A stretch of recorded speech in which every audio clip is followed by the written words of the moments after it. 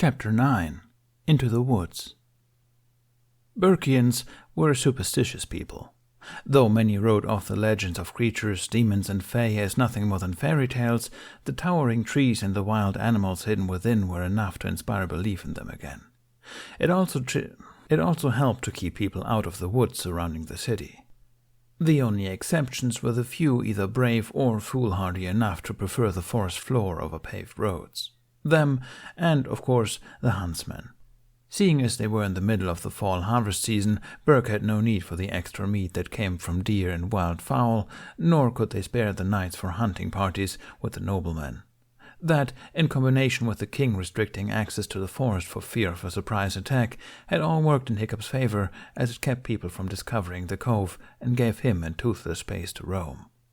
However, today Stoic had granted an exception to that rule. While a large part of a squire's training was centered around battle and warfare, they were also expected to receive an education in culture, literature, and various other traits to better aid the kingdom in matters of politics. One of these studies included hunting wild animals, both on foot, horseback, and with falconry, which they were a month overdue for practice.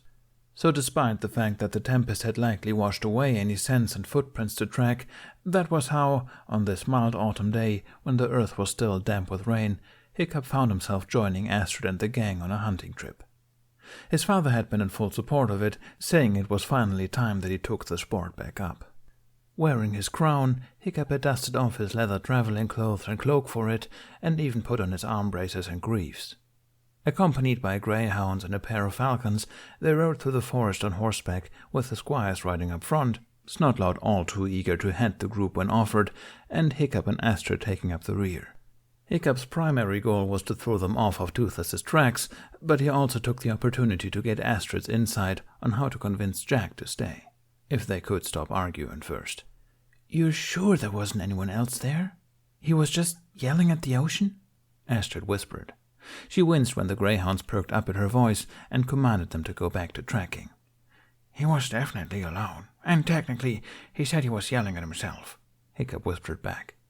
He raised his gauntlet for the hunting falcon to perch, which had, unsurprisingly, returned without quarry again. "But it looked more like it was directed at the ocean. Or maybe he was passing intel along to an informant. Or maybe he's just weird." Both of them winced when the squires shushed them. "You saw how bad the storm was yesterday," Hiccup said quieter. "Any ship small enough to go unnoticed in the harbor wouldn't have made it in and out without being destroyed. You can't be sure of that.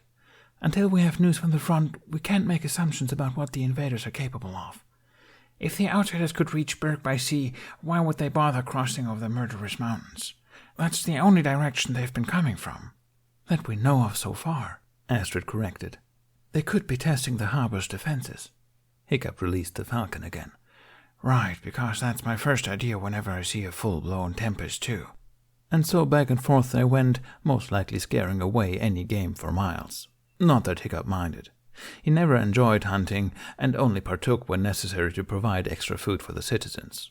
His father had given up on taking him on hunting parties with the knights after it was clear that he refused to kill for sport, opting to release the foxes and other game that they didn't have practical use for. The last straw was when Hiccup had almost gotten himself killed after freeing a wolf from a bear trap, nearly losing his own leg in the process. "Your heart's too soft, son," Stoic had said, "and that's not something a king can afford to have. One day you'll trust the wrong person, and it'll come back to bite, both you and the people you lead." "Well, that hasn't happened yet." "Would you guys stop talking?" Snotlout hissed, bringing Hiccup back to his senses. "You're scaring off the game. What's so important, anyway?" "Sorry," Hiccup replied. "We were just talking about Jack." The squires collectively groaned, except for Fishlegs. "I like Jack and his friends," he said, receiving another shush from Snotlout. "What? They seem really nice." Try annoying," said Ruffnut. "Especially Jack." "That's rich coming from you, Ruffnut," said Hiccup. Ruffnut snickered. "Never said it was a bad thing." "He's not as annoying as us, of course," added Tuffnut. He leaned over Belch's saddle, accidentally jolting Barf forward with their tight reins. "But we should exchange notes anyway." Ruffnut yelped, but regained her balance on Barf's saddle. She knocked Tuffnut's helmet over his eyes in revenge. "Yeah," she agreed. "Maybe he'll give us some more fireworks in return." Try it, and I'll make sure you two get blown up along with them next time, Astrid threatened, glaring when the twins cackled in reply. Unlike you, Jack actually feels guilt when he causes collateral damage. Hiccup rolled his eyes, but smiled to himself. Even if Astrid still had her reservations, it made him happy to see that she and the rest of his friends were slowly warming up to Jack in their own weird ways. All except Snotlout, who gave a loud scoff despite his insistence on staying quiet. What's so great about him anyway? Snotlout raised up his own gauntlet for the returning second falcon, smirking when it landed obediently. He doesn't even have a secret party trick, like his freak show friends. A fact that Jack himself seemed all too aware of. Hiccup shared a look with Astrid. I remember you saying the same thing about Hiccup, she countered. Up until I started winning against you in spars, Hiccup added. Oh, just you wait, Haddock. When my dad gets back, I'll beat you so bad in a spar that he'll knight me on the spot, 'cause he'll be so impressed that, even though it wasn't possible, I've somehow become even more awesome than before. Snotlout brought the falcon closer to his face. Isn't that right, Cully baby? Aren't I so cool? Ow, quit pecking at my hair. Sure. Hiccup and Astrid grinned at each other. Looking forward to it. The two of them laughed quietly. It's not that I don't believe Jack's a good person, said Astrid. Even if there's still a chance he's a spy, that doesn't mean I don't want to help him. He's risked his life for you enough that we owe him that much at least. Hiccup smiled gratefully. Worst case, he is a spy, and I convince him to switch sides. You're that confident that he'll agree to stay? Not really. Positive. Hiccup playfully brought his horse closer to hers. Plus, if he stays in town, then so does Tooth. In fact, that might make a very compelling argument. Astrid punched his arm. Or I'll skin you both alive and you two can stay together in Burke's cemetery as corpses. Alrighty, logic and reasoning it is, then. You like Tooth? Fishlegs gasped. Ah, Astrid? Snotlout did a double take, startling Cully again. Like her? I mean, not that I care, but what does she have that, say, I don't? Ow, Cully, what did I just tell you? Ooh, Astrid has a crush, the twins sing-songed. And all of you obviously have a death wish, Astrid growled, effectively shutting the squires up. It looked like everyone had abandoned any pretense of keeping up the hunt. Hiccup couldn't tell if Astrid's face was red from embarrassment or anger, but he held back his laugh for both hers and the other's sake. He doubted he could leverage her crush on Tooth over Jack anyway. If anything, Jack might insist that Tooth and the others stay behind without him, and Hiccup knew the Bards would never agree to that. He would have to approach the conversation carefully if he wanted any chance of opening Jack's mind to staying. If he made it sound like an offer for protection, he had no doubt Jack would push him away too. He might even run the risk of scaring Jack into leaving early. That meant that it was imperative that Hiccup kept his questions about Jack's past to himself when speaking with him. In fact, it would be better not to bring it up at all, especially after what the other Bards had told him. There was just one thing that he couldn't shake. The thunder and waves had been too loud for Hiccup to catch much of what Jack had been saying when he found him at the pier, but if Hiccup needed evidence that Jack hadn't been speaking to anyone else, the pain in his voice was more than enough. Hiccup of all people knew what loneliness sounded like. But the only thing he did hear had been playing repeatedly in his mind. What did Jack mean when he said that he wasn't dying again? That, and his reaction to the water, had Hiccup jumping to all sorts of worrying conclusions. Keeping his curiosity in check was going to be harder than he thought. A loud screech interrupted his thoughts. The first falcon had returned, diving towards them at an alarming speed. The others all ducked out of the way of its talons as it flew straight to Hiccup. He barely held up his gauntlet in time for it to perch on, and once it did, Hiccup could feel it trembling. "What is it, Hawkfly?" he asked. All he got was another screech in return. The greyhounds caught the scent of something and started whining as well, which spooked the horses. Astrid whistled a command for the dogs to stop while everyone got their rides under control, but the animals stayed agitated even after quieting down, refusing to move any further. As expected, Hiccup's horse was especially shaken by the ordeal. "Easy, boy." Hiccup dismounted and began stroking its neck, murmuring reassurances. "Ugh, I have toenails less shaky than that thing," said Toughnut. "That doesn't make sense. You know that doesn't make sense, right?" The twins cackled and rode further away. "He's right, you know." Hiccup turned to see Astrid dismounting Stormfly next to him. About toenails? Astrid gave him a look. No, your horse.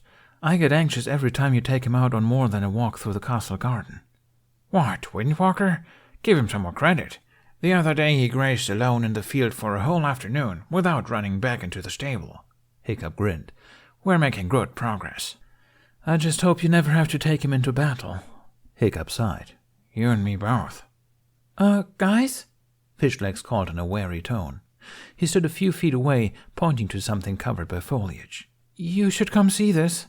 They followed Fishlegs' directions, pushing back the branches to reveal a tree with large claw marks raked across its trunk. Hiccup shared a look with Astrid. Nodding to each other, they both drew their swords, while the squires knocked arrows to their bows. Leaving the animals behind, they trekked further into the forest, following the trail of claw marks between the trees. The further they got, the more they began to notice the smell of smoke. It could be someone's campfire, Fishleg suggested. There's no one else out here but us, Muttonhead, Snotlout retorted. That's not entirely true. Hiccup glanced around them for the telltale black scales and green-slitted eyes, only to be met with the sight of a tree with half its branches blown off, leaving an ugly, burned gash down its side. You two! Astrid pointed her swords at the twins. What did I say about fireworks? It wasn't us, Ruffnut argued. That Sandy guy patted us down before we left. We couldn't even sneak one away. Believe me, we tried, Toughnut added. I even shoved one and the entire gang yelled at him to stop talking. Do you think it's the invaders? Astrid asked Hiccup. Hiccup shrugged. Maybe it was from the lightning? Or a plasma blast. They followed the trail of destruction, the amount of burned trees becoming more dense the further they walked. If Hiccup had any last doubts about who did this, they were wiped away when the gang came into a clearing where a large oak tree had a charred hole blown straight through it. The sight of it sent the squires over the edge. We're under attack, Snotlout screamed. It's the invaders. No way, said Toughnut. This is the work of the great boar. Ruffnut knocked his helmet over his eyes again. Boars don't breathe fire, idiot. Maybe it was the questing beast, whimpered Fishlegs. Or the Avank, or a Okay, let's not get ahead of ourselves, Hiccup chuckled nervously. I'm sure there's a perfectly non-magical, non-invader-related explanation for this. Enough, Astrid commanded. We need to report this to the king. Do we really? Hiccup tried not to squeak.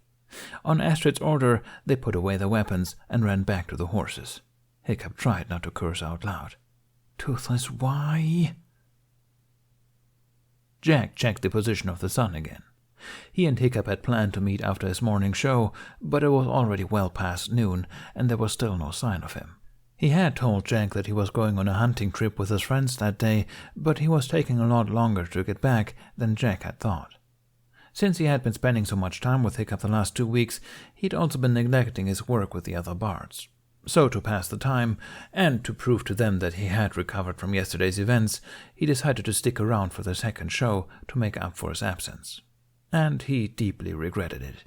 Turns out, the second show they had scheduled for the day was the story of Dame Lanval, one of the lesser-known knights of Arthur's Round Table.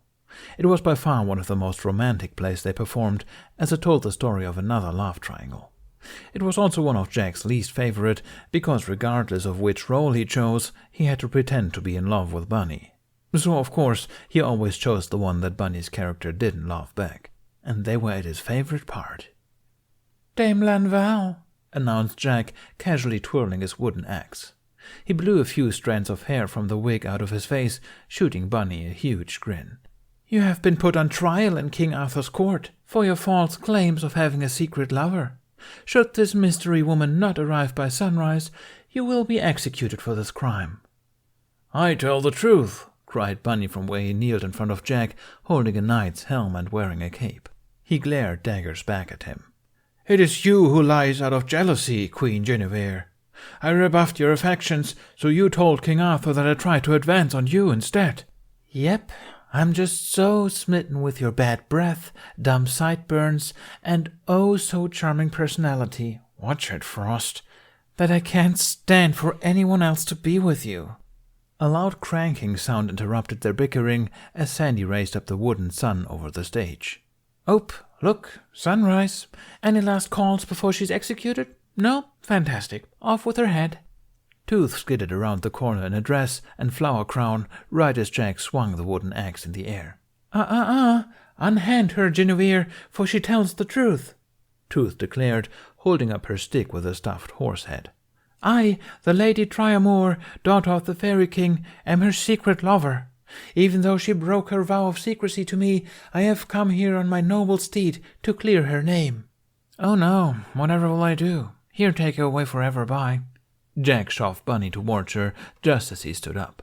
Bunny stumbled forward and almost knocked Tooth over with him before righting himself, cursing Jack over his shoulder.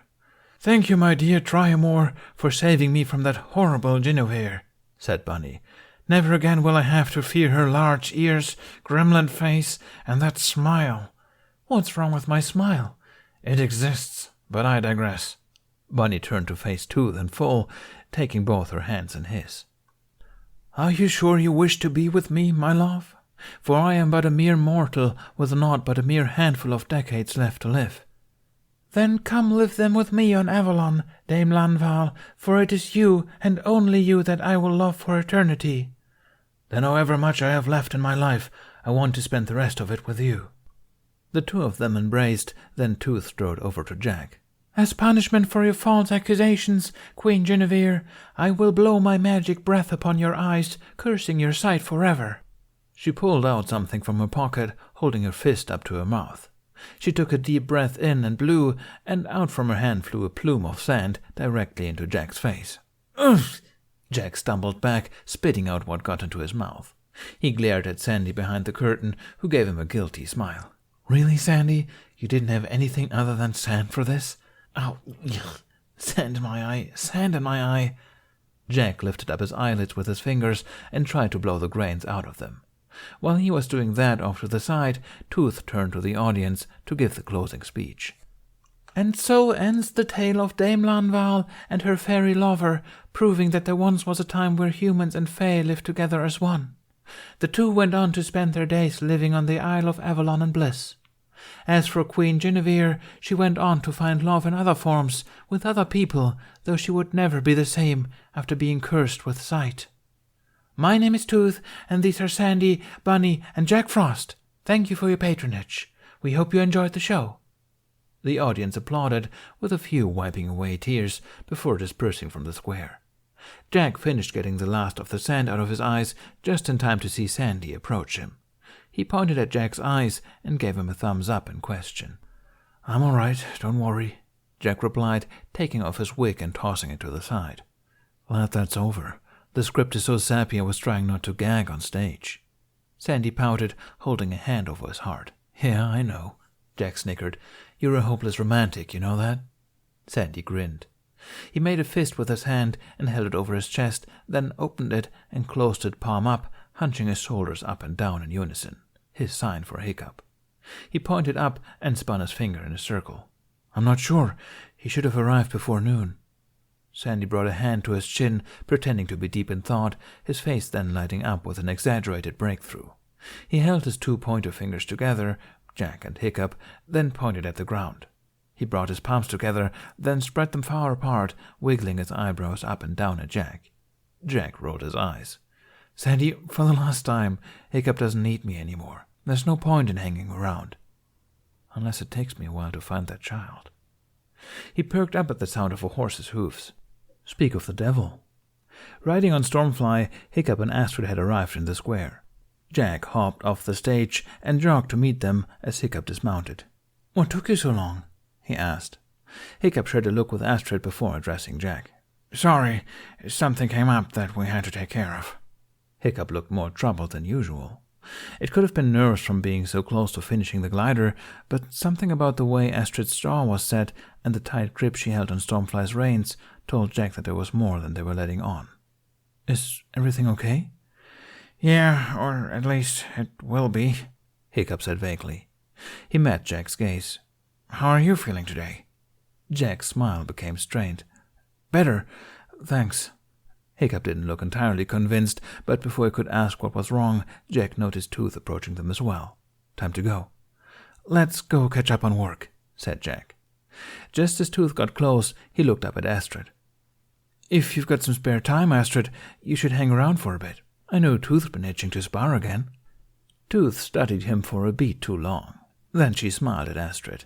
"Would you like to stay, Astrid? Heimer offered to let me borrow another pair of scimitars whenever we wanted." Jack and Hiccup grinned at each other as Astrid's cheek flushed pink. "Yeah," she blurted. "I mean, that sounds good, sure." Taking advantage of Astrid's flustered state, Jack took Hiccup's hand and pulled him away, feeling Tooth's eye on his back as they left. Hiccup had that same troubled look the whole afternoon at the forge. When Jack asked him what was wrong, Hiccup told him that earlier he'd had a scare where his mystery friend was almost discovered. "Can you keep a secret?" Hiccup asked. Jack smirked. "What's one more? I'll be leaving soon anyway." To Jack's confusion, Hiccup's smile fell and he looked away. "Yeah, right." Before Jack could ask, Hiccup jumped into his story about the morning's event with the hunting trip, keeping the details about what kind of evidence his friend had left vague. Jack was surprised to hear that Hiccup's friend had been camping out all alone in the woods for months. When Jack asked how he had fared with the tempest, Hiccup surprised him again by laughing and saying he was more than fine, a little too fine. Hiccup even looked put out by the fact. This guy just keeps sounding weirder and weirder. Regardless, the story only reaffirmed in Jack's mind that they couldn't afford to draw out finishing the project any longer, which wasn't a problem. The glider would be finished today. Jack stood off to the side, occasionally handing Hiccup a tool or grabbing some materials from the pile for him every now and then. He spent the rest of the time leaning over the fence as he watched Hiccup work his own form of magic. It was like Tooth with her scimitars. Hiccup's hand moved with all the grace of a dancer, weaving between bending large metal parts to his will, down to the delicate work of stitching patterns on the wings. Every so often, the collar of his shirt would droop too far, and one hand would fly up to adjust it back over a freckled shoulder. He really was covered in freckles, huh? They ran from the back of his hands, up his arms, and across his shoulders. They dusted the back of his neck, a few even touching his collarbones, and left a constellation across his cheeks, framing his green eyes that were staring at Jack. "What?" "I asked if you were all right," said Hiccup. Jack blinked. "Why wouldn't I be?" "You've been staring at me for the last 20 minutes. Oh no. Jack scrambled for a reply, and before thinking twice blurted, "I was counting your freckles." Hiccup stared at him, and he seemed to adjust his shirt collar even more intentionally. "My freckles?" "Yep." Looks like Jack was committing to it. But now that he mentioned it, he noticed that Hiccup was covered in grime from all the metalwork he had done. Jack had an idea on how to play it off, a smile curling his lips. "But it's hard to do when you've got some dirt that's—" Jack hummed. "Everywhere." Hiccup looked down at himself. He made an attempt to wipe his cheek with his arm. "Yeah, that tends to happen." "Here, I got it. Let me just—" Jack licked his thumb, making an obnoxious "ah" sound while doing it. "Jack?" You're right. It's going to take a lot more than that." Jack made a show of licking his entire hand before spitting into the other, much to Hiccup's horror. He wiggled his fingers. "Can't have His Royal Highness covered in grime now, can we?" "Don't you dare." Jack dove for Hiccup, who scrambled out of the way, tripping over his own feet as he stood up. Jack jumped to his feet as well, and Hiccup took cover by running to the opposite side of the glider. The two of them spent the next few minutes chasing each other around the forge, laughing and teasing each other like kids. Jack's opening came when Gobber hollered at them to pipe down, and Hiccup made the mistake of having manners. He glanced over his shoulder to apologize, and Jack tackled him into the grass. Straddling his lap, Jack slapped his hands on Hiccup's head and mussed up his hair, making sure to cover every inch in spit. All right, you know what?" Hiccup said. Rubbing some charcoal onto his fingers, he bopped Jack on the nose, then took both hands and smeared lines across his cheeks, using 3 fingers on each side. Jack laughed and went to wipe it off, but Hiccup caught his hands before he could, picking up a piece of scrap metal to show Jack. Jack checked his reflection and saw that Hiccup had given him a pair of messy whiskers and a large dot as a nose. He burst out laughing again, and Hiccup joined in until both their cheeks hurt from smiling so wide. After they got the last few giggles out of their system, Hiccup brought a hand up to Jack's face, running his thumb across his cheek to touch up a wobbly line. "Who needs stage makeup?" Maybe it was because of how fast he had been running, or how much he was laughing. Either way, it was a long time before Jack stopped feeling like his heart was thumping out of his chest. Hiccup's mind was all over the place. One half of his brain had been focused on working on the glider, while the other had been busy worrying about Toothless and his argument with Astrid after the hunt. Despite his best efforts, he couldn't convince her not to report the burnt trees directly to Stoic, who immediately ordered an official search party to be organized. "Why would you want to hide it from the king?" Astrid had asked. "There could be something out there that's putting Berg at risk." He didn't have a good response to that, so reported she did. If things went according to schedule, the search party would be out scouting the area this evening, which meant he had hyper-focused on finishing the glider as fast as possible, buying himself time to find Toothless in the woods before the guards could. Thankfully, he had Jack there as an extra pair of hands. Speaking of Jack, he had been oddly distracted while they worked as well. Hiccup had a feeling it had to do with what happened yesterday at the pier. The few times he had tried to ask Jack what was wrong, he had brushed him off with a quick joke and smile, which did nothing to ease Hiccup's worry for him. Hiccup had meant to try talking him into staying in Berg while they worked on the glider, but he had been so scattered all day that before he knew it, his only window was on their walk back to the inn. It was going to be hard fitting such a serious conversation into such a short time frame, especially with how the two of them looked. Hiccup did feel a little bad about the charcoal. Try as he might, Jack couldn't fully wash off the lion whiskers and nose, leaving him with a light stain on his face for the rest of the day. Fair was fair, however, and all Hiccup had to do was glance at his reflection in the windows and see Jack's styling drop on his hair, and the guilt went away pretty quick. Regardless, he needed to open the topic before the test flight to give Jack at least one day to think seriously on it before he had to leave. "I've been thinking," Hiccup began. "You should do that a little less," Jack cut in. "Life's more fun that way." Hiccup rolled his eyes. "You could afford to do it more. Life's longer that way." "The squires seem to be doing just fine." Jack crossed his arms behind his head. "I'll take my chances." "Do you really want to be using them as a benchmark? Even the twins?" "Maybe not all of them. If I outlive Snortloud, I'll call it a win." Hiccup laughed, then caught himself. "Stop distracting me. This is important." Jack smiled, making the whiskers on his cheeks stretch. His eyes flicked up to look at Hiccup's hair, the warm hazel alight with mirth. "Go on." The speech Hiccup had prepared was wiped from his mind, and he felt his cheeks prickle. He stumbled over his next words. "Right. Since we're finished with the glider and all, I thought, are you going to be here after?" Jack snickered. "See, you're doing it again." "Doing what?" "Thinking too much." Jack reached up and adjusted a strand of Hiccup's hair. "Of course I'll be here." Hiccup's thoughts were interrupted again, this time by a rush of excitement. "You will?" "We still have to test fly it, don't we?" Hiccup took a deep breath. "Here goes nothing." "Yeah, but, after that, too," said Hiccup. Jack's brows furrowed in confusion. "You're welcome to stay in Berg for longer." "How much longer?" "As long as you want. Forever, even theoretically." He could already see Jack starting to pull away. Hiccup's hand spun frantic circles in the air, as if he could manually turn the wheels in his head. "Forever is an exaggeration, of course, unless you don't want it to be. But if it stresses you out, don't worry. I just mean, I don't want... Jeez."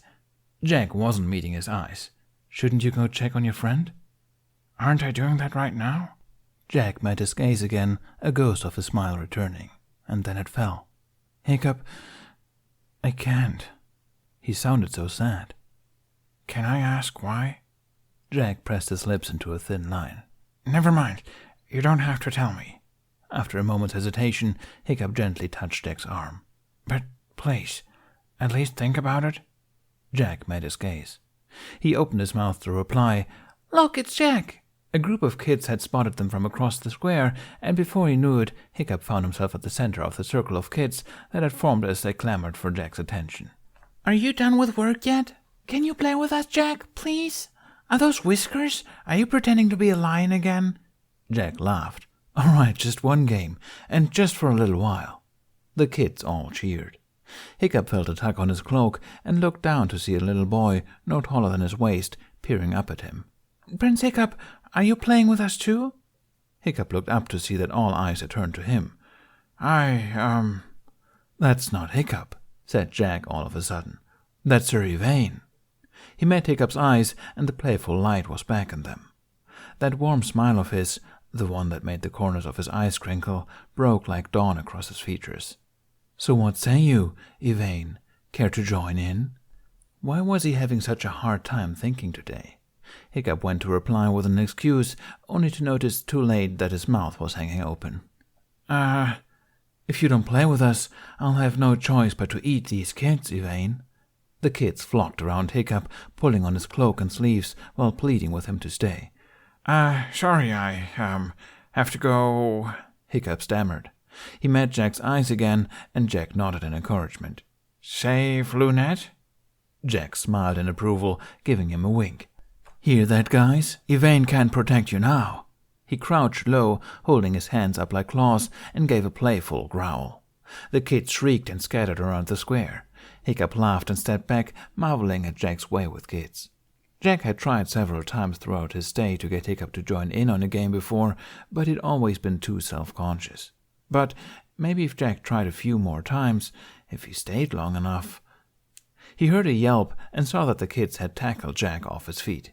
They teamed up to hoist Jack up by his arms and legs, a few kids per limb, and were dangling him belly up in between them as they marched across the square. Jack tilted his head back and gave Hiccup an upside-down grin. "A great look for the king of animals," Hiccup called. "You're just jealous that you have to walk," Jack shouted back. Then he seemed to notice that the kids were carrying him over to one of the bushes on the side of the road. Once they got right next to it, they began to swing Jack back and forth. Jack tilted his head back, shooting Hiccup a panicked look. Hiccup couldn't help but give him a smug grin. "What was that you were saying about me being jealous?" A little help for your best friend, Yvain?" "Sorry, I think I need to see other lions." "Oh, you bastard!" Jack yelped as the kids flung him into the large shrub. Hiccup doubled over laughing, savoring the rich sound of Jack's matching laughter all the way from across the square. Jack indulged the kids in his game of pretend for a little while longer after Hiccup left, until he was sure that he had gone far enough away not to see him. He didn't know what to make of Hiccup's invitation, or why he decided to bring it up right before Jack was about to leave. He'd be lying to himself if he said it wasn't tempting. His heart had done that weird thing where it beat faster out of nowhere. He set that aside in his mind for now. He was on a mission tonight. After saying goodbye to the children, he began his own hunt. Find the boy with the glowing blue eyes. Not knowing where to start, he decided to retrace his steps from the day before. Getting the worst part out of the way first, he started back at the pier, staying a good distance away from the edge this time. When he had hung around long enough to decide the boy wasn't going to resurface, he took one last look out to sea. The sky was completely clear, making for a beautiful sunset on the horizon. The ships next to him were just ships, and the statues of the knights were just statues once again, the ominous presence gone with the storm.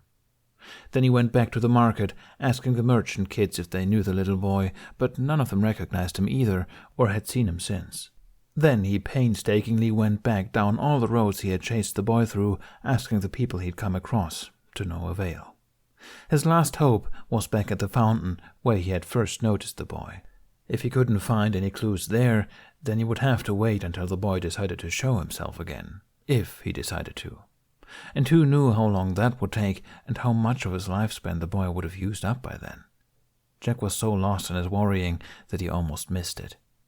The bottom ring of the fountain had dragon heads carved into the stone, and in one of their mouths sat a small bundle of cloth, tied at the top with the same necklace and wooden charm that he had seen the boy wearing at the pier.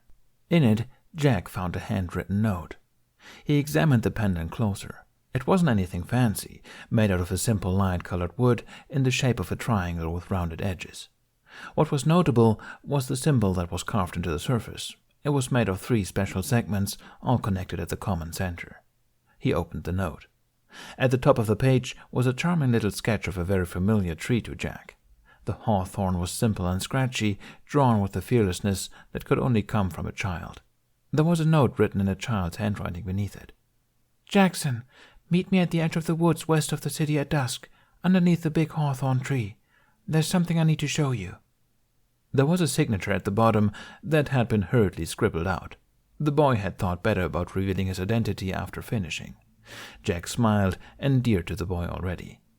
Then it fell when he remembered why he was searching for him in the first place. The sun was setting fast, so he hurried to the boys' meeting spot. He crested over the last hill, just as the last rays dipped out of sight over the horizon. Walking over to the tree, he took time to admire the scarlet and purple colors the leaves had turned with the fall, circling around its trunk. There was an odd lack of thorns along its branches, he noticed, and wondered if it was because of its size. "Took you long enough?" Jack jumped at the voice. He looked up. Sitting on one of the branches of the tree was a little boy wearing the same blue tunic and leather belt from the day before. His scarf was wrapped around his neck now, and his mask was gone, revealing a mop of brown hair over a lightly tanned face that was giving him an impish grin. His eyes were a natural shade of brown, but there was no doubting it. It was the boy from the pier. "I was worried that you weren't going to show up," the boy continued. "I almost started carving a new pendant just in case." Jack took the pendant out of his pocket, turning it over in his hand. Just as he thought, the boy wasn't reliant on it. He'd been hoping to be able to keep it away from him for his safety. To do what with? More magic? Look, kid. "Jamie." "What?" "My name, Jamie Bennett." Jamie hopped off the branch, neatly making his way down the tree until he stood in front of Jack. He was a little shorter than Jack's elbow, exactly how tall Emily had been, taking into account how much Jack had grown as well. He was probably around 11 years old, too. In one quick move, he swiped the pendant out of Jack's hand, replacing it with his own hand and giving him a handshake. "Good to meet you, Jackson." Jack shook his hand back. "Good to meet you, too, but, Jamie, you need to know about magic." "Oh," Jamie grinned. "I know about magic already." "Is that right?" Jack raised a brow. The mischief in Jamie's expression pulled a matching smile out of Jack before he could stop himself. "What do you know about it?" "More than you, but I'll get to that in a minute." Jamie peered up at Jack's face. "Nice makeup. I like that you make the lion talk on your shows." "Ah, finally." Jack threw his arms out to an invisible audience. "A fan of the talking lion. Glad to know someone appreciates artistic liberty." "I guess you can call it appreciation." Jamie smirked, a gleam in his eye. Well, that was cryptic. "Wait, hang on. You've seen our shows?" Jack asked, and Jamie nodded. "How long have you been watching me for?" "Ever since you arrived in Berg." "Then why did you wait until now to come meet me?" "There were almost too many people around. I had to make sure you came here alone." Jack narrowed his eyes. "Why do you need me alone?" "Don't worry, I'm not going to hurt you." Jamie put on a serious expression and gave him a salute. "I'm here on important business." "Oh, really?" Jack laughed. "And what sort of business is that?" Jamie put his necklace back on. He gestured to the woods. "To show you the magical world." "Come on, Toothless, work with me here." Toothless looked over his shoulder, parroted Hiccup's words back in his warbly dragon voice, then turned back around to keep walking to the other side of the cove. "Oh, real mature." Hiccup followed after him. "I thought we had an understanding going. I bring a fish so you don't have to hunt. You stay in the cove during the day when I'm not here, and wander around the area all you want, at night, without, keyword here, drawing attention to yourself. And all those burnt trees, they're drawing a lot of attention." Toothless hopped up on top of a large stone platform, curling up and covering himself with his wings as if to take a nap. Hiccup swung himself up after him and walked up to where his head would be, bending at the waist to level with him. "Is this because I haven't been spending enough time with you? Are you jealous of Jack? Is that it?"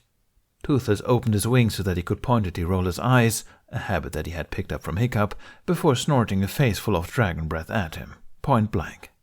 "Ah!" Hiccup gagged, fanning the air with his arms. "Ah, nice. And as a matter of fact, yes, actually, the world does revolve around me. And because of yesterday, it's about to revolve around you, too, and all the dragon hunters with it. What were you even doing out there in the middle of a lightning storm? This isn't like you, acting out all of a sudden." Toothless huffed and covered his head with his wing again. Hiccup sighed. "In any case, we need to find a new hiding spot until all this blows over. Preferably one near another source of water for you." Toothless didn't move. Instead, Hiccup heard exaggerated snoring emanating from beneath his wings. Hiccup's brows furrowed. Toothless never turned down an offer to explore before, especially not when Hiccup was with him. It was almost like he was avoiding the woods altogether. Or was there something in the woods that he was trying to avoid? Toothless peeked an eye out from under his wing. He made eye contact with Hiccup, then curled tighter around himself, his snoring doubling in volume. Hiccup deadpanned. Well, he's obviously not in the mood for sharing. Hiccup looked up at the sky. The sun had barely just set, yet dusk was already drinking up the last remaining light. He didn't have time to overthink things right now. Regardless of what may or may not be in the woods, they had more pressing issues with the oncoming hunting party. Hiccup raised his shoulder against Toothless's side, trying to push him to stand. Come on, he grunted. Up you go. We need to get this done before nightfall. If it's all the same to you, I like being able to see where I'm going while I walk home.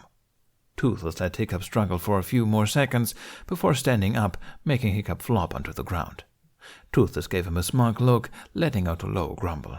Attaboy, Hiccup wheezed.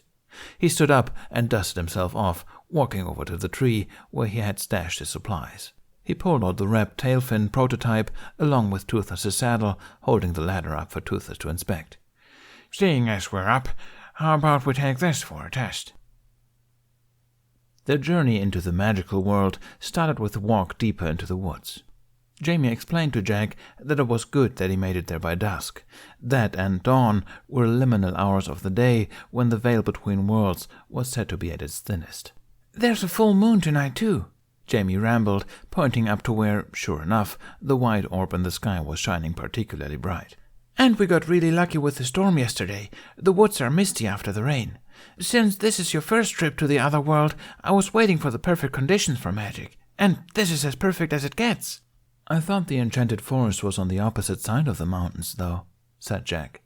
It is, but there's magic everywhere. Jamie threw his hands in the air, spinning in a circle. And a bunch of different ways to find it. I'm supposed to show you how. And who told you to do that? Nimue? Jamie shushed him, and Jack raised a brow. So they are listening, huh? Jamie shushed him again. I'm not supposed to be here, he whispered. The people on, the island weren't the ones who sent me. Someone else did. Jack tried not to groan. Great. One more invisible audience member. Why not? Can I ask who? You sure can. Ask. Jack poked him in the stomach, and Jamie giggled. You sure you're not a tricky little fae? You've already lured me into the woods, after all. Nope, Jamie said, popping the last consonant. I'm a real human boy, I promise. But even if I guess the name, you still won't tell me, right? Jack asked. Jamie nodded. Can I at least know why they sent you to show me all this?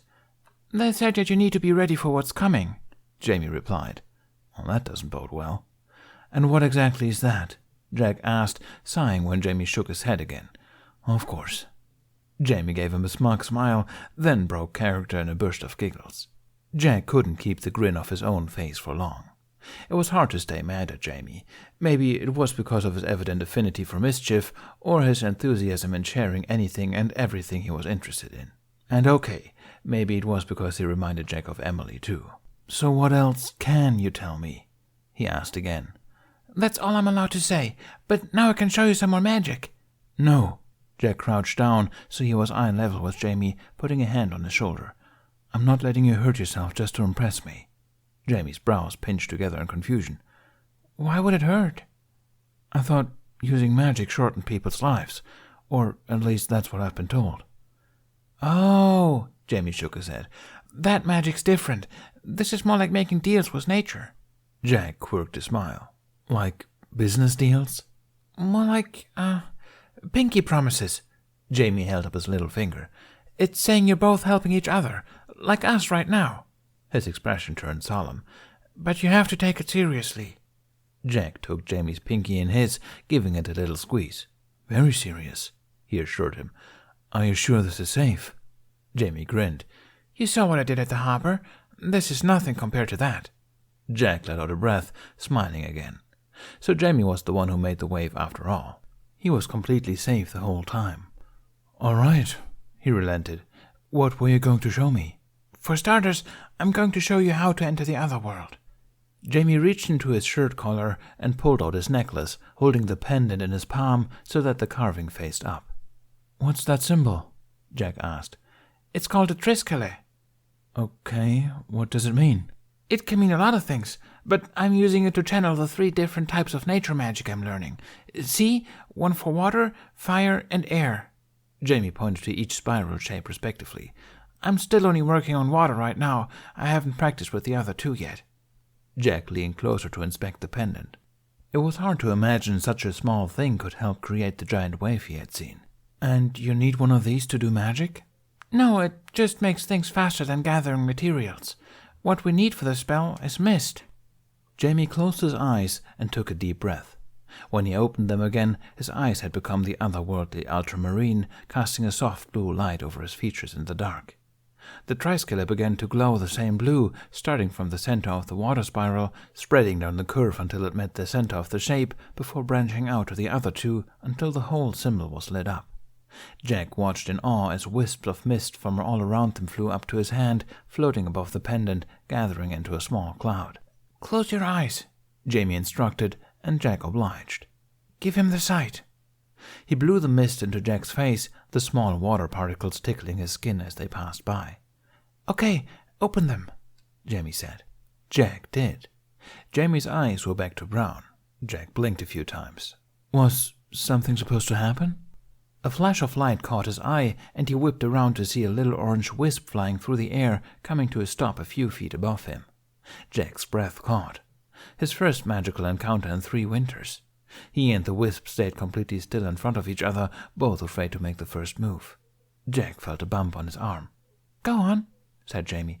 "It's okay." Jack bit his lip. He eyed the flickering form of the wisp, thinking of the last time he'd come face to face with a magical being, when he'd nearly been burned alive. Jamie met his gaze and gave him an encouraging nod.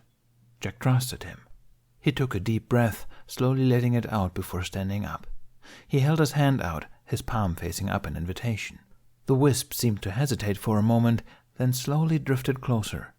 Jack squeezed his eyes shut at the last moment, bracing himself for the burn, only to feel a slight tickle on his palm. He opened his eyes to see the wisp floating over it, the bottom of its foam flickering harmlessly where it touched his skin. "Wow," he breathed. It was like he passed the test. All at once, hundreds of light blinked into existence around them. Little flames in multitudes of colors, some of which Jack didn't even know the names of, lit up the forest like candles, making the space warm and welcoming. Jack's eyes widened in awe, and he let out an incredulous laugh. "You really do believe?" Jamie cheered. "This'll be easier than I thought." "What, in magic? Wasn't that the whole reason you brought me out here?" "Belief is the hardest part about magic. I just helped you pull back the veil from your eyes. It's a super easy spell. Anyone can do it." "I had a veil over my eyes?" "Everyone does. But the stronger the magical being, the harder it is for them to stay hidden." Jamie held his hands out, and a small blue wisp drifted over to it, floating above his palms. He cupped it close to him, smiling down at it. "That's why you don't see any big creatures like dragons or the Fae. The veil gets too thin for them out here, especially near so many humans. So they stay in more powerful magical areas, like the Enchanted Forest. That's how magic stays so well hidden nowadays." Jamie gently lifted the wasp up towards Jack, and it floated up until it was right in front of his face. Jack moved to touch it, but it vanished in a blink, only to reappear in between his eyes. He laughed as it flew in playful circles around his head. Jamie grinned. "But if you didn't believe in magic, you still wouldn't be able to see what they really are. Your mind would have come up with something else. You might not even see them at all." "Well, if I didn't believe it in before, the giant wave you made was pretty solid evidence." "You'd be surprised how much adults explain away with logic." Blah. Jamie scrunched up his nose. Jack smiled. He reminded him so much of Emily that he felt a soft ache in his chest. He looked at the way the red wisps settled in the trees like little glowing berries on the wreaths they would hang in the winter. She would have loved this. Jamie balled his fists up in front of him. Okay. Are you ready to go to the other world?" Jack tilted his head, looking around at the wisps again. "Aren't we there already?" "No, we're still on the human side of the veil. Wisps are curious, and these guys just decided to come and say hi."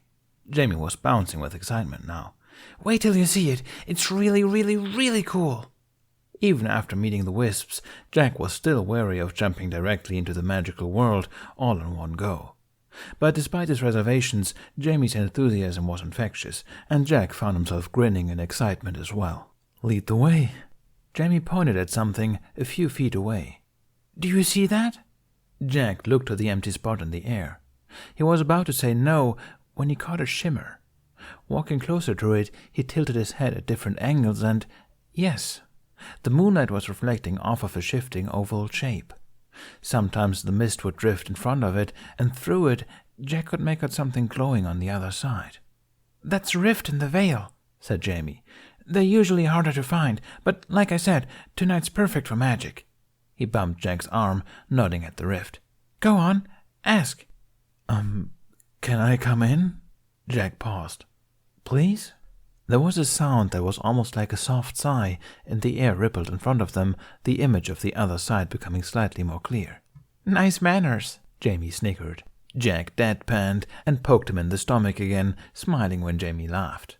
Still giggling, Jamie grabbed Jack's arm and started tugging him towards the doorway. Come on.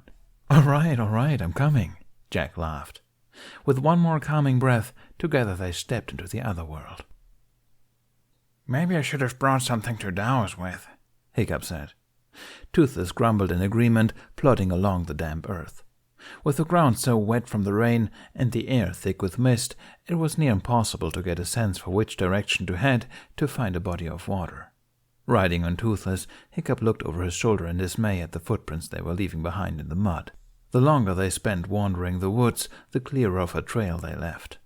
This trip might be doing more harm than good in terms of keeping Toothless hidden. If only we could fly. He turned back to see Toothless looking at the sky and longing, probably thinking the same thing. Guilt flared up in his chest. Of course, the one time he had actively chosen to hunt was the time that he would go on to regret for the rest of his life. I'm sorry, bud. Hiccup sighed, stroking Toothless's neck. I'll get you back up there, I promise. Toothless crooned in response. Suddenly he jerked to a stop, and Hiccup fell forward in the saddle. He looked up to see Toothless had sat up, his ear fins twitching in the air as he looked at the woods around them. What is it, bud? Toothless's ear fins flattened against his skull. He bolted into a sprint. Hiccup yelped, but managed to grab the handles of the saddle. He checked the straps, happy to see that they were secure and fully functional. At least tonight's test run was a success. Then Toothless came to a halt again, making Hiccup fall forward, his face smacking flat into Toothless's neck. Ow!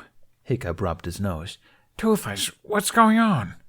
He sat up to see Toothless eyeing the space in between two large hawthorn trees, and he heard the shriek of air being rapidly inhaled. Before Hiccup could stop him, Toothless shot 2 plasma blasts, lighting up a small fire at the foot of each tree, barely missing hitting the trunks.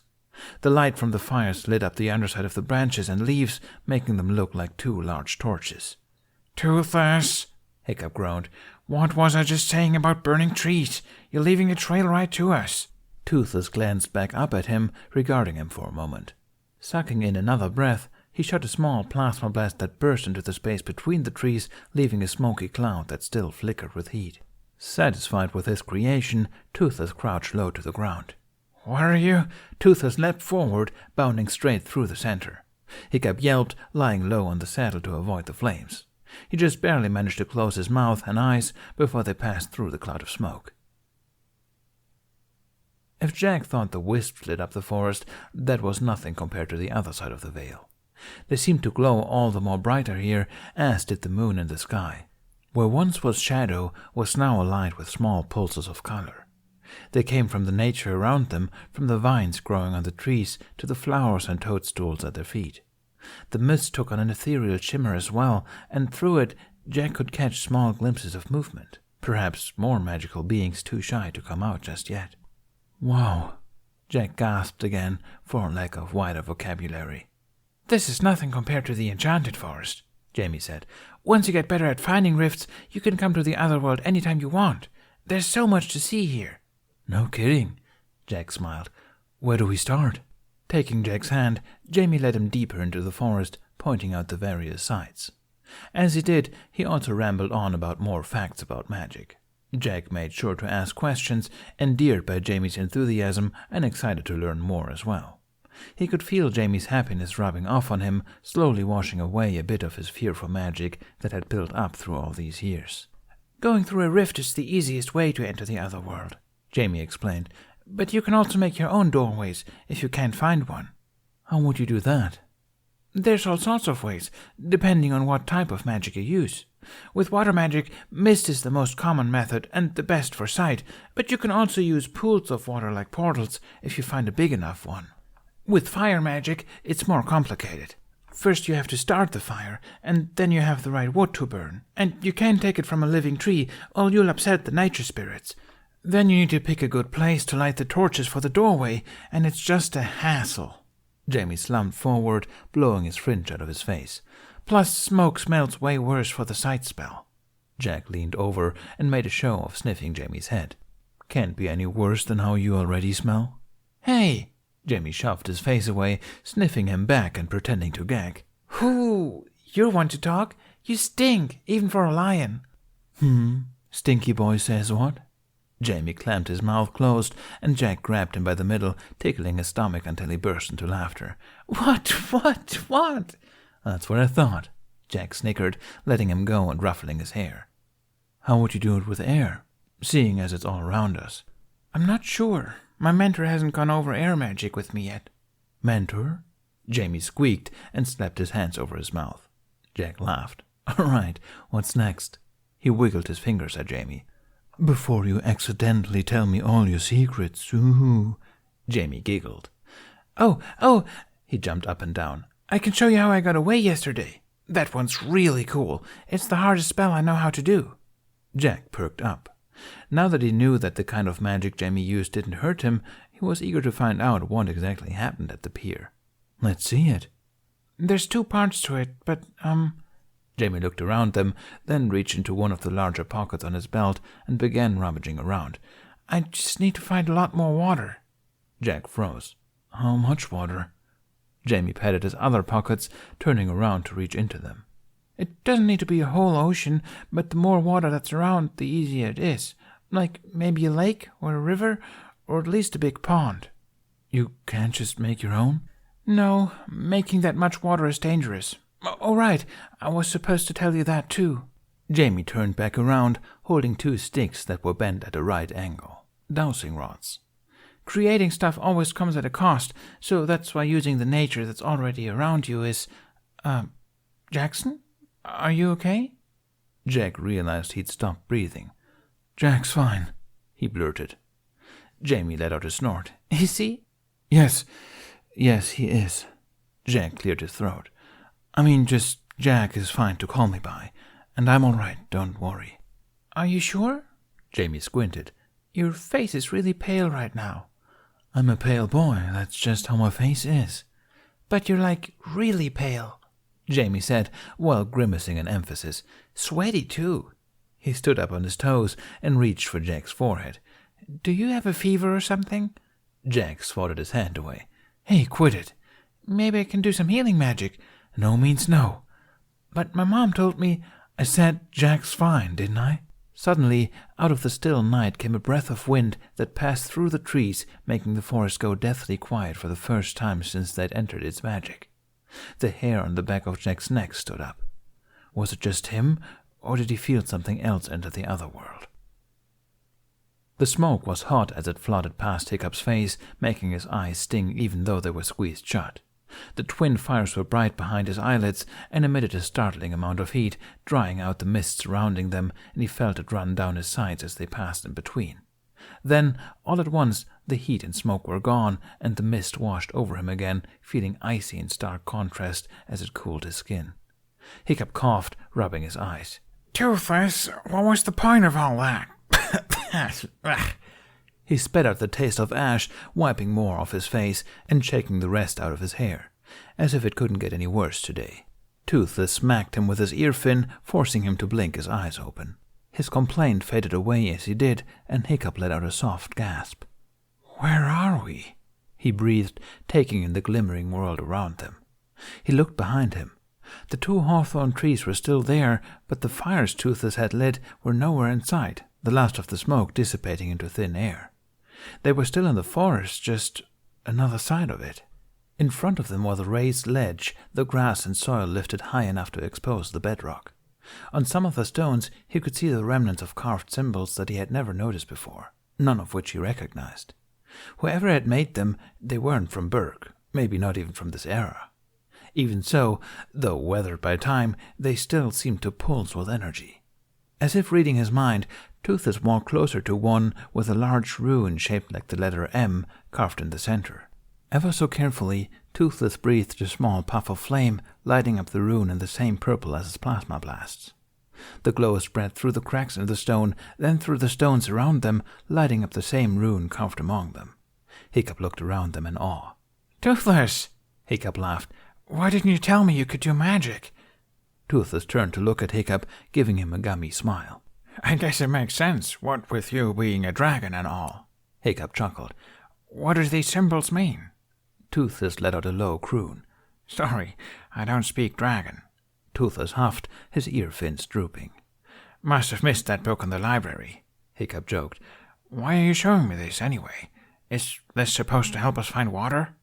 Suddenly Toothless's ear fins perked up again, and his pupils narrowed into slits. He looked ahead of them, and he let out a deep rumble. Hiccup didn't know what to make of it. Toothless was acting so strange today. "I guess that's a yes?" Toothless didn't respond. Instead he sniffed the ground around them, catching onto a scent, and set into a prowl. Jamie clung to Jack's arm. "Did you feel that too?" So he hadn't been imagining it. Dread pulled in Jack's gut. "Let's save your magic show for another day. We need to get out of the woods." Jamie nodded, and together they retraced their steps back to the rift, only to find that it had disappeared. "That happens sometimes," said Jamie, "and that's why people who accidentally walk through a rift can end up disappearing." Jack raised his brows. "Disappearing?" "Humans are different from magical beings. Even the thinnest part of the veil are powerful enough to hide us completely. When we're in the other world, we're invisible to other people. It's like we're ghosts." Jack didn't like the sound of that at all. If it was that easy to get trapped behind the veil, maybe it was still best to avoid magic altogether. "It's okay," Jamie said, looking like he read Jack's thoughts. "I'll show you what I mean about making a doorway." Jamie gestured for Jack to step back. He held his pendant on his palm again, and his eyes began to glow. Tendrils of mist rose from the ground around them, circling around Jamie. After he looked like he decided he'd collected enough, Jamie held out his other hand, his palm facing forward, and the mist followed his command, running down his arm and gathering in front of him in a large cloud. "Let it out," Jamie commanded. The mist shifted, the center of the form seemed to shimmer with blue energy. Jamie waved for Jack to come over. He took his hand, and together they walked through the mist. The water particles caressed Jack's face with their cool touch, ruffling his clothes and hair. Then the mist seemed to part for them as they stepped to the other side, only to see the forest unchanged, still glowing with magic. Jack felt a different sort of chill go through him. What was a source of fun and whimsy just moments prior had turned into something ominous, almost taunting, as if it was telling them that there was nowhere they could hide. "Something's blocking us from leaving," Jamie whispered. This has never happened to me before, not without my mentor. Whatever's here is really strong, stronger than me maybe, and how am I don't know." He looked up at Jack. "Jack, I'm sorry." "Hey." Jack crouched down and put a hand on Jamie's shoulder. "Deep breaths now." Jamie followed his instructions. Jack did his best to keep his own panic at bay. The thought of no one ever being able to see him terrified him, especially his loved ones. He thought about Emily back in Hawthorne and still waiting for him to come home. He thought he'd made peace with never seeing her again, but now that he knew he might not even have the option anymore, he felt the same wave of despair from the night he left wash over him all over again. And he could see the same despair too, just like his reflection in his dreams. Only he wasn't dreaming.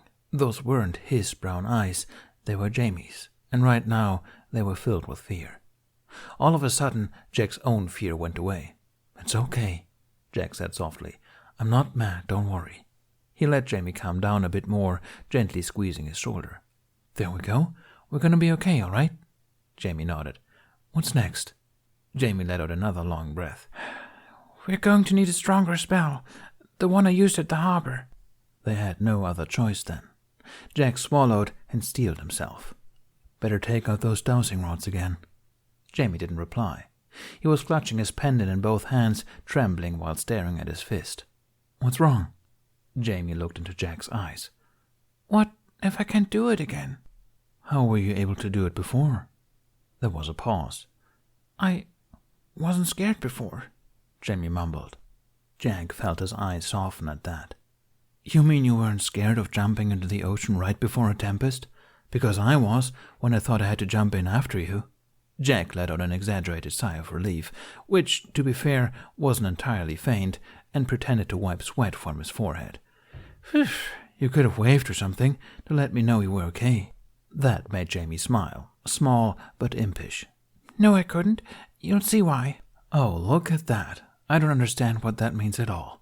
Good to see you're back to being yourself. Jack gave him a warm smile. You're braver than you think, Jamie. Jamie looked down at his pendant again. Jack could feel him trying not to shake. Do you want to play a game? That caught Jamie's attention. Jack grinned. How about we play pretend? Who are we pretending to be? Why, Sir Yvain, the Knight of the Lion, of course. Just like in the Bard's play. And I'll be your lion. I'm already dressed for the part. Jack pursed his lips and wiggled his nose a few times to emphasize the dot, grinning when that got Jamie to giggle. We'll get through this. Together. Jack held up his pinky, and Jamie smiled, taking it with his own. Then Jack stood up. He offered his hand. Well, Yvain, are you going to save me from the dragon?